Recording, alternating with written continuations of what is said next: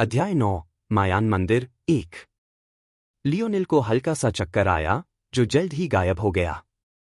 उसे स्पष्ट तौर पर लगा कि उसका इतनी जल्दी ठीक होना प्राकृतिक नहीं था, लेकिन इस बात को साबित करने के लिए उसके पास कोई सबूत नहीं था। वह खुद को एक लंबे गलियारे में पाया जहां दीवारों पर टंगी टिमटिमाती मशालों से हल्की रोशनी फैली हुई थी। बड़े बड़े अनियमित आकार के पत्थरों से बने ईंटों ने इस जगह को एक प्राचीन कब्रगाह जैसा रूप दे दिया था। जैसे ही लियोनेल ने आगे कदम बढ़ाने की सोची, कुछ अप्रत्याशित हो गया। विषय पहचाना गया। Lionel Morales 17। क्रेडिट: सबडायमेंशनल जोन में प्रवेश करने वाला पहला व्यक्ति। उपलब्धि दर्ज की गई। लियोनेल ने अपनी कलाई पर बंधी घड़ी को हैरानी से देखा। पृथ्वी वर्तमान में तीसरे आयाम से चौथे आयाम में परिवर्तन की स्थिति में है। इसकी वर्तमान स्थिति एक इन बिटवीन डायमेंशन की है। इस विकास को पूरा करने के लिए कुछ आवश्यकताएं पूरी करनी होंगी।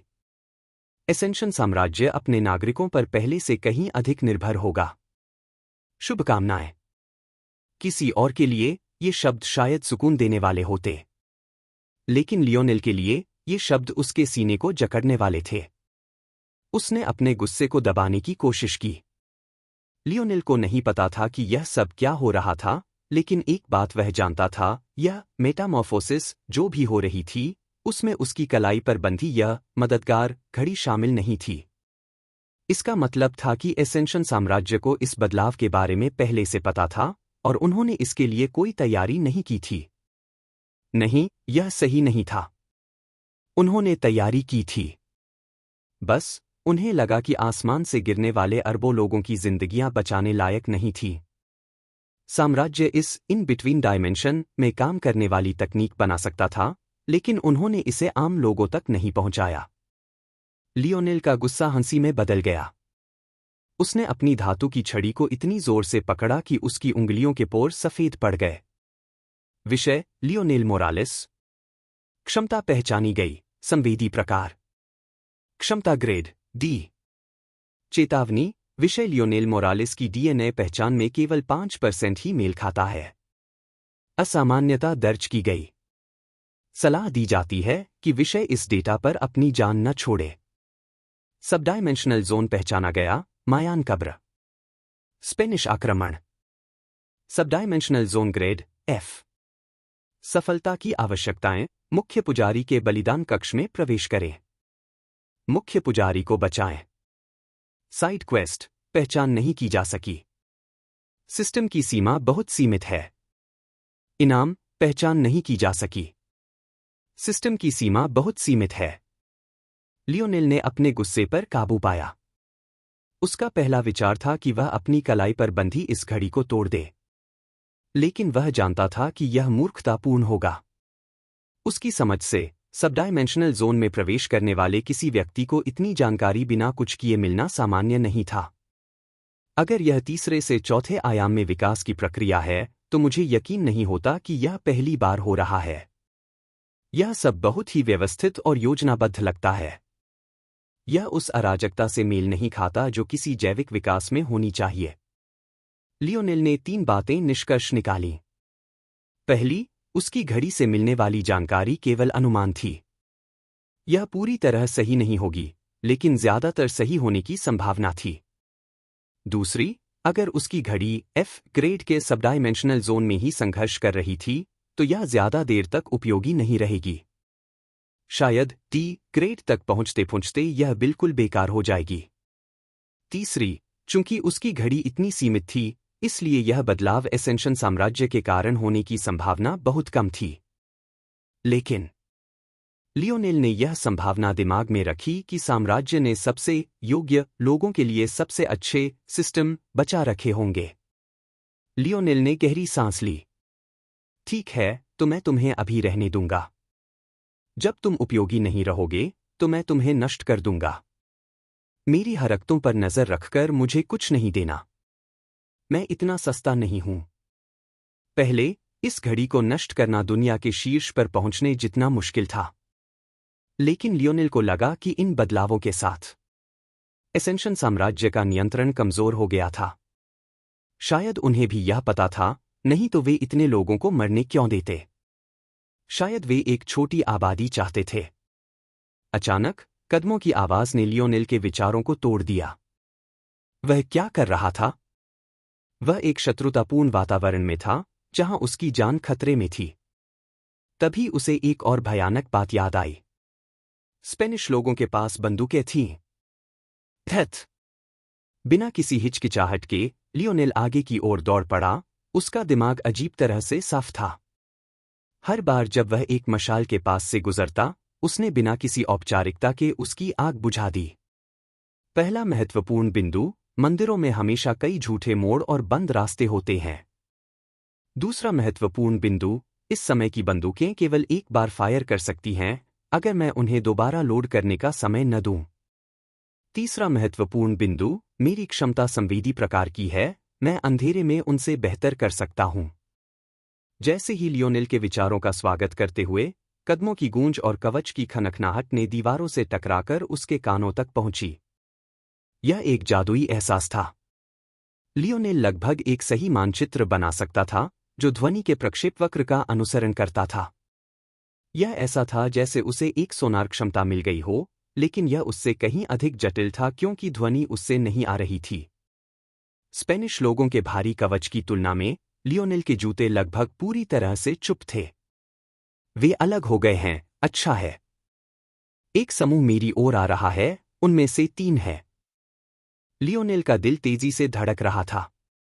उसे ऐसा एहसास फुटबॉल मैदान पर पहली बार खेलते समय हुआ था। उसके पसीने से तर हाथों ने चांदी की छड़ी को पकड़ रखा था, उसके पेट में तितलियां उड़ रही थीं, और उसका दिल जैसे उसकी पसलियों से बाहर निकलना चाहता था। लियोनेल ने एक कोने के किनारे पर दीवार से अपनी पीठ टिका ली और दोनों हाथों से अपनी छड़ी को मजबूती से पकड़ लिया। जिस रास्ते पर वह था, वह एक टी की क्षैतिज रेखा थी, जबकि स्पेनिश लोग ऊर्ध्वाधर रेखा पर उसकी ओर बढ़ रहे थे। उसने क्षैतिज रास्ते की सभी मशालें बुझा दी थीं, लेकिन ऊर्ध्वाधर हिस्से में केवल आधे रास्ते तक ही पहुंच पाया था, जब उसे यहां छिपने के लिए भागना पड़ा। खैर, उसकी संवेदी क्षमताओं के बारे में वह सही था। अंधेरे में रास्ता बनाना उसके लिए कोई समस्या नहीं थी। लियोनेल के कानों में कुछ शब्द पड़े, जिन्हें वह समझ नहीं पाया। उसने मन ही मन गाली दी। वह 3 भाषाएं बोल सकता था, अंग्रेजी, फ्रेंच और लैटिन। उसे स्पेनिश सीखने का विकल्प मिला था, लेकिन क्योंकि ऐना ने लैटिन चुनी थी, इसलिए उसने नहीं सीखी। साथ ही, उसे लगा कि फ्रेंच प्यार की भाषा है, तो उसे सीखना ही था, है ना? किसे पता था कि उसका हार्मोन उसे इस तरह काटेगा? इन विचारों को दिमाग के पीछे धकेलते हुए, लियोनेल ने पूरी ताकत से ध्यान केंद्रित किया और अपनी सांसों को स्थिर किया। उसने धातु के धातु पर रगड़ने की आवाज सुनी, लेकिन यह पहले सुने गए कवच की आवाज से बहुत अलग थी। इसके बाद तलवार निकालने की स्पष्ट आवाज आई। पहली आवाज उनमें से एक के दीवार से मशाल निकालने की होनी चाहिए। लियोनेल ने अपने जबड़े को भींच लिया। उसे उम्मीद थी कि वे इतने मूर्ख होंगे कि इस समाधान के बारे में नहीं सोचेंगे। लेकिन वह जानता था कि यह बहुत ज्यादा उम्मीद करना था। फिर भी, यह उसे बेहतर स्थिति में ले आया। अगर आपके पास केवल एक हाथ हो, तो मस्कट से निशाना लगाना संभव नहीं था, खासकर उसे दोबारा लोड करने का समय नहीं मिलेगा। यह एक बंदूकधारी कम हो गया था। चलो, चलो, दाएं मुड़ो, दाएं मुड़ो। और निश्चित रूप से वे बाएं मुड़ गए। हालांकि लियोनेल तैयार था। जैसा कि उम्मीद थी, मशाल पकड़ने वाला सबसे आगे था। बिना किसी हिचकिचाहट के, लियोनेल ने अपनी छड़ी को जोर से नीचे की ओर घुमाया और मशाल पकड़ने वाले हाथ पर वार किया। लियोनेल के कानों में कुछ शब्द पड़े, जिन्हें वह समझ नहीं पाया, लेकिन उसे समझने के लिए बुद्धिमान होने की जरूरत नहीं थी। मशाल पकड़ने वाला स्पेनिश सैनिक अन्य 2 को सचेत कर रहा था। बंदूकों का उपयोग करने के लिए, स्पेनिश लोग मध्ययुगीन युग और चमड़े के गार्ड के सौंदर्यशास्त्र को मिलाकर बने कवच पहनते थे। बेशक, ये चमड़े के गार्ड उनके हाथों और कलाई पर थे। लियोनेल की छड़ी का वजन लगभग 30 पाउंड था। क्या सैनिक की कलाई का कोई मौका था? ये बर्बर लोग चूहों की तरह भाग रहे हैं। आह! मशाल जमीन पर गिर गई। लियोनेल ने बिना किसी हिचकिचाहट के इसे जितना दूर हो सके, उतना दूर लात मारकर फेंक दिया और टी आकार के रास्ते को फिर से अंधेरे में डुबो दिया। हालांकि लियोनेल के कार्य सहज और बिना रुके थे, लेकिन उसके दिल में लहरें उठ रही थी। वह निश्चित था कि वह पहले से कई गुना मजबूत हो गया था। लेकिन उसकी क्षमता उसके शरीर की ताकत से संबंधित नहीं थी, तो यह सब क्या हो रहा था? लियोनेल के पास सोचने का और समय नहीं था। उसकी संवेदनाओं में तेजी से सीटी बजने की आवाज गूंजी, जैसे कोई भोंपू बज रहा हो। बिना किसी हिचकिचाहट के वह पीछे की ओर कूद गया। एक तलवार की धार ने उसकी कमीज को चीरते हुए उसकी त्वचा को छू लिया। यह एहसास उसके दिमाग में धीमी गति से चल रहा था। चिंगारियां उड़ी जब तलवार कठोर चूना पत्थर से टकराई। दर्द की एक और चीख सुनाई दी। वे सामान्य इंसान थे, आखिरकार। अगर कोई आदमी पूरी ताकत से एक पत्थर की दीवार पर हथियार चलाए, तो क्या होगा? तलवार खनखनाते हुए जमीन पर गिर गई। यह आश्चर्य की बात नहीं होगी अगर स्पेनिश सैनिक की कलाई टूट गई हो, जैसे उसके साथी की टूट गई थी। लेकिन उसके पास और क्या विकल्प था? अंधेरे में उतरते ही उसका एकमात्र मौका था कि वह उस जगह पर वार करे जहां उसने लियोनेल को आखिरी बार देखा था। 2 घायल, एक पूरी तरह से स्वस्थ। उन्हें रोशनी की ओर पीछे हटने नहीं देना है। गर्जना के साथ लियोनेल पीछे नहीं हटा। उसने अपनी छड़ी को सिर के ऊपर उठाया और जितनी ताकत से हो सका उतनी ताकत से नीचे की ओर घुमाया और मशाल पकड़ने वाले स्पेनिश सैनिक के सिर पर वार किया। लियोनेल के शरीर की हर मांसपेशी अपनी सीमा तक खिंच गई। उसने इतनी जोर से पकड़ा कि उसके सीने पर बहने वाली खून की लकीर फव्वारे की तरह फूट पड़ी। धातु के हेलमेट के उसकी छड़ी के नीचे मुड़ने की बीमार महसूस होने वाली अनुभूति ने लियोनेल को कंपा दिया। एक पल के लिए वह पूरी तरह से जम गया, उसके हाथ कांप रहे थे। उसने पहले इसके बारे में नहीं सोचा था। लेकिन क्या ये लोग असली थे? लियोनेल को उल्टी करने का मन कर रहा था, लेकिन उसके पास यह लग्जरी नहीं थी। जैसे ही एक स्पेनिश सैनिक जमीन पर गिरा, चमड़े के धातु पर फिसलने की आवाज ने लियोनेल का ध्यान खींचा। यह मस्कट के पट्टे के कवच पर फिसलने की आवाज है। लियोनेल का दिमाग मशाल की रोशनी में स्पेनिश सैनिकों के रूप को 1 सेकंड में याद कर चुका था।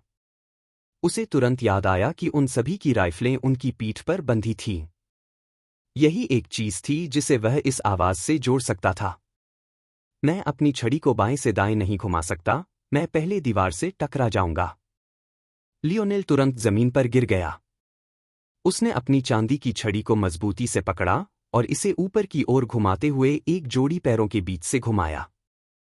एक पल में छड़ी एक घुटने के पीछे और दूसरे के सामने से गुजर चुकी थी। जैसे ही वह स्पेनिश सैनिक जिसने दीवार पर अपनी कलाई तोड़ी थी, आगे की ओर गिरा, आखिरी स्पेनिश सैनिक ने आवाज की ओर मुड़कर अपनी एक गोली चला दी। दुर्भाग्य से उसका साथी और लियोनेल दोनों जमीन पर थे, जिससे वह पूरी तरह से चुक गया। हालांकि प्रकाश की तेज चमक ने उसे एक बार फिर लियोनेल पर निशाना लगाने का मौका दिया। उसने अपना पैर आगे बढ़ाया और घुटने टेके हुए लियोनेल को ठोड़ी पर मारा। लियोनेल का दिमाग चकरा गया। यह कहने की जरूरत नहीं थी। धातु से ढके जूते से कहीं भी मार पड़ना अच्छा नहीं होता, लेकिन चेहरे पर तो बिल्कुल भी नहीं। तलवार निकालने की आवाज ने लियोनेल को उसकी स्तब्धता से बाहर निकाला। शायद मौत का डर बहुत ज्यादा था, लेकिन लियोनेल को लगा कि यह कुछ और था। जब वह यहां आया था, तो क्या उसका चक्कर भी इतनी जल्दी ठीक नहीं हो गया था? लियोनेल का दिमाग तेजी से काम कर रहा था। उसकी छड़ी अभी भी गिरे हुए स्पेनिश सैनिक के पैरों के बीच फंसी हुई थी, उसके पास इसे निकालने का समय नहीं था। साथ ही इसे निकालने से वह उग्र स्पेनिश सैनिक के करीब आ जाएगा। लात के जोर का उपयोग करते हुए उसने खुद को पीछे की ओर गिरने दिया और उस स्पेनिश सैनिक की तलवार के पास जमीन पर गिर गया, जिसने दीवार पर अपनी कलाई तोड़ी थी। उसके दिमाग में यह स्पष्ट छवि थी कि यह जमीन पर खनखनाते हुए गिरी थी। लियोनेल ने गलती से तलवार की धार पकड़ ली, लेकिन वह इसे सहन करने के अलावा कुछ नहीं कर सकता था। उसने इसे हाथ में पकड़ा और इसे उस स्पेनिश सैनिक की गर्दन पर घुमाया, जिसे उसने अपनी छड़ी से गिरा दिया था। बाद वाला यह समझ नहीं पाया कि वह कैसे मर गया, जब तक कि उसकी सांसें नहीं रुक गईं। उस पल में आखिरी स्पेनिश सैनिक बेतरतीब ढंग से घूम रहा था। वह जानता था कि लियोनेल उसके सामने होना चाहिए। अगर वह चलता रहा तो उसे यकीन था कि वह उसे मार देगा। हालांकि उसका घूमता हाथ अचानक रुक गया। पूरी तरह से हैरान, उसने अंधेरे में नीचे देखा और उस तलवार की कल्पना की जो उसके दिल में घुस गई होगी। अंत तक उसे नहीं पता था कि लियोनेल ने उसके बेतरतीब घूमते हुए हमलों के बीच यह कैसे किया। उसे कैसे पता होता कि हर बार जब वह घूमता, वह लियोनेल को उसकी स्थिति के बारे में और जानकारी दे रहा था। लियोनेल जमीन पर गिर गया और ऊपर छत के अंधेरे को देखने लगा। उसने अपने सिर को मजबूत पत्थर की दीवारों पर बार बार पीटा, जैसे वह भूलना चाहता था कि उसने अभी क्या किया था। उसके हाथ जोर से कांप रहे थे। अंधेरे में भी वह अपनी हथेलियों पर चिपचिपा तरल पदार्थ महसूस कर सकता था, लेकिन उसके पास इसे धोने के लिए कुछ नहीं था।